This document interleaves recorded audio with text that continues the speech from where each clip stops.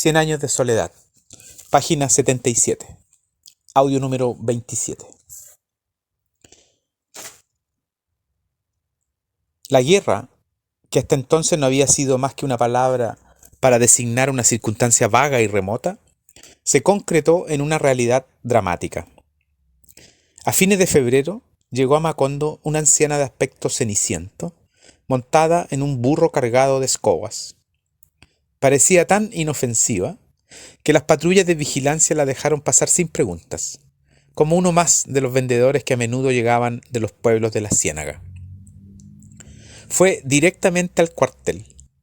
Arcadio la recibió en el local donde antes estuvo el salón de clases, y que entonces estaba transformado en una especie de campamento de retaguardia, con hamacas enrolladas y colgadas en las argollas y petates amontonados en los rincones, y fusiles y carabinas y hasta escopetas de cacería dispersos por el suelo. La anciana se cuadró en un saludo militar antes de identificarse. Soy el coronel Gregorio Stevenson. Llevaba malas noticias. Los últimos focos de resistencia liberal, según dijo, estaban siendo exterminados. El coronel Aureliano Buendía, a quien había dejado batiéndose en retirada por los lados de Río Hacha, le encomendó la misión de hablar con Arcadio. Debía entregar la plaza sin resistencia, poniendo como condición que se respetaran bajo palabra de honor la vida y las propiedades de los liberales. Arcadio examinó con una mirada de conmiseración a aquel extraño mensajero que habría podido confundirse con una abuela fugitiva. Usted, por supuesto, trae algún papel escrito, dijo. Por supuesto, contestó el emisario, no lo traigo. Es fácil comprender que en las actuales circunstancias no se lleve encima nada comprometedor. Mientras hablaba, se sacó del corpiño y puso en la mesa un pescadito de oro. Creo que con esto será suficiente, dijo. Arcadio comprobó que en efecto era uno de los pescaditos hechos por el coronel Aureliano Buendía. Pero alguien podía haberlo comprado antes de la guerra, o haberlo robado, y no tenía por tanto ningún mérito de salvoconducto. El mensajero llegó hasta el extremo de violar un secreto de guerra para acreditar su identidad. Reveló que iba en misión a Curazao, donde esperaba reclutar exiliados de todo el Caribe y adquirir armas y pertrechos suficientes para intentar un desembarco a fin de año. Confiando en ese plan, el coronel Aureliano Buendía no era partidario de que en aquel momento se hicieran sacrificios inútiles. Arcadio fue inflexible. Hizo encarcelar al mensajero mientras comprobaba su identidad y resolvió defender la plaza hasta la muerte. No tuvo que esperar mucho tiempo. Las noticias del fracaso liberal fueron cada vez más concretas. A fines de marzo, en una madrugada de lluvias prematuras, la calma tensa de las semanas anteriores se resolvió abruptamente con un desesperado toque de corneta, seguido de un cañonazo que desbarató la torre del templo. En realidad, la voluntad de resistencia de Arcadio era una locura. No disponía de más de 50 hombres mal armados, con una dotación máxima de 20 cartuchos cada uno. Pero entre ellos, sus antiguos alumnos, excitados con proclamas altisonantes, estaban decididos a sacrificar el pellejo por una causa perdida. En medio del tropel de botas, de órdenes contradictorias, de cañonazos que hacían temblar la tierra, de disparos atolondrados y de toques de corneta sin sentido, el supuesto coronel Stevenson consiguió hablar con Arcadio. Evíteme la indignidad de morir en el cepo con estos trapos de mujer, le dijo. Si he de morir, que sea peleando. Logró convencerlo. Arcadio ordenó que le entregaran un arma con 20 cartuchos y lo dejaron con 5 hombres defendiendo el cuartel, mientras él iba con su estado mayor a ponerse al frente de la resistencia. No alcanzó a llegar al camino de la Ciénaga. Las barricadas habían sido despedazadas y los defensores se batían al descubierto en las calles.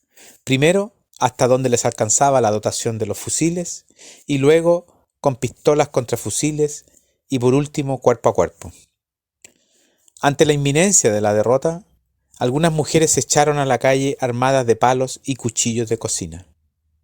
En aquella confusión, Arcadio encontró a Amaranta, que andaba buscándolo como una loca, en camisa de dormir, con 2 viejas pistolas de José Arcadio Buendía. Le dio su fusil a un oficial que había sido desarmado en la refriega y se evadió con Amaranta por una calle adyacente para llevarla a casa. Úrsula estaba en la puerta, esperando, indiferente a las descargas que habían abierto una tronera en la fachada de la casa vecina. La lluvia cedía, pero las calles estaban resbaladizas y blandas como jabón derretido, y había que adivinar las distancias en la oscuridad. Arcadio dejó a Amaranta con Úrsula y trató de enfrentarse a 2 soldados que soltaron una andanada ciega desde la esquina. Las viejas pistolas guardadas muchos años en un ropero no funcionaron. Protegiendo a Arcadio con su cuerpo, Úrsula intentó arrastrarlo hasta la casa. «Ven, por Dios», le gritaba, «ya basta de locuras». Los soldados los apuntaron. «Suelte a ese hombre, señora», gritó uno de ellos, «o no respondemos». Arcadio empujó a Úrsula hacia la casa y se entregó. Poco después terminaron los disparos y empezaron a repicar las campanas. La resistencia había sido aniquilada en menos de media hora. Ni un solo de los hombres de Arcadio sobrevivió al asalto. Pero antes de morir, se llevaron por delante a 300 soldados. El último baluarte fue el cuartel. Antes de ser atacado, el supuesto coronel Gregorio Stevenson puso en libertad a los presos y ordenó a sus hombres que salieran a batirse en la calle. La extraordinaria movilidad y la puntería certera con que disparó sus 20 cartuchos por las diferentes ventanas dieron la impresión de que el cuartel estaba bien resguardado, y los atacantes lo despedazaron a cañonazos. El capitán, que dirigió la operación, se asombró de encontrar los escombros desiertos y un solo hombre en calzoncillos, muerto con el fusil sin carga, todavía agarrado por un brazo que había sido arrancado de cuajo. Tenía una frondosa cabellera de mujer enrollada en la nuca con una peineta, y en el cuello un escapulario con un pescadito de oro. Al voltearlo con la puntera de la bota para alumbrarle la cara, el capitán se quedó perplejo. «¡Mierda!», exclamó. Otros oficiales se acercaron. «Miren dónde vino a aparecer este hombre», les dijo el capitán. «Es Gregorio Stevenson». Al amanecer, después de un consejo de guerra sumario, Arcadio fue fusilado contra el muro del cementerio. En las 2 últimas horas de su vida no logró entender por qué había desaparecido el miedo que lo atormentó desde la infancia. Impasible, sin preocuparse siquiera por demostrar su reciente valor, escuchó los interminables cargos de la acusación. Pensaba en Úrsula, que a esa hora debía estar bajo el castaño tomando el café con José Arcadio Buendía. Pensaba en su hija de 8 meses, que aún no tenía nombre, y en el que iba a nacer en agosto. Pensaba en Santa Sofía de la Piedad, a quien la noche anterior dejó salando un venado para el almuerzo del sábado, y añoró su cabello chorreado sobre los hombros y sus pestañas que parecían artificiales. Pensaba en su gente sin sentimentalismos, en un severo ajuste de cuentas con la vida. Empezó a comprender cuánto quería en realidad a las personas que más había odiado.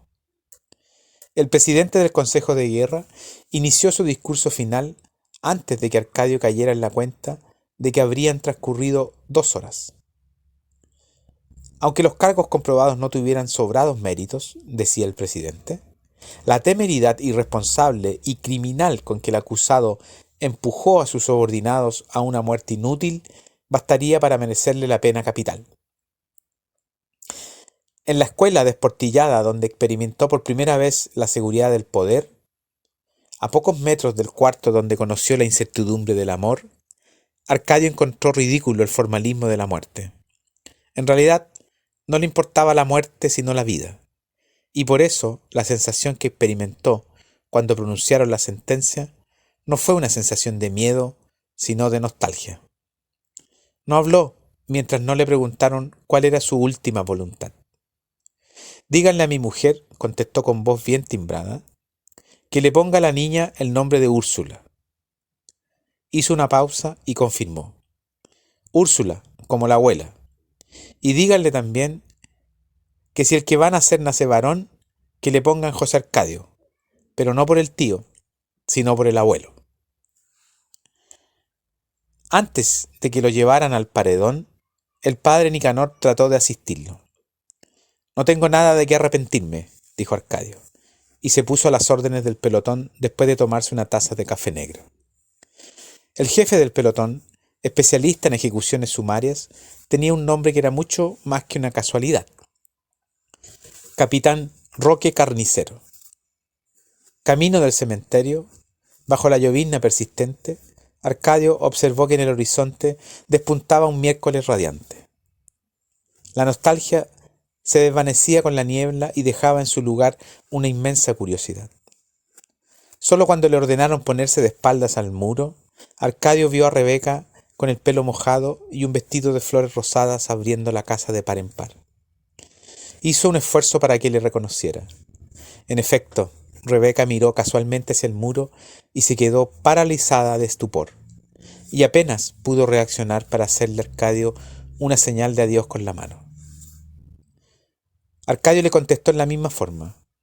En ese instante lo apuntaron las bocas ahumadas de los fusiles y oyó, letra por letra, las encíclicas cantadas de Melquiades y sintió los pasos perdidos de Santa Sofía de la Piedad, virgen, en el salón de clases, y experimentó en la nariz la misma dureza de hielo que le había llamado la atención en las fosas nasales del cadáver de Remedios. «Ah, carajo», alcanzó a pensar. Se me olvidó decir que si nacía mujer, le pusieran Remedios. Entonces, acumulado en un zarpazo desgarrador, volvió a sentir todo el terror que le atormentó en la vida. El capitán dio la orden de fuego. Arcadio apenas tuvo tiempo de sacar el pecho y levantar la cabeza sin comprender de dónde fluía el líquido ardiente que le quemaba los muslos. «¡Cabrones!», gritó. «¡Viva el Partido Liberal!».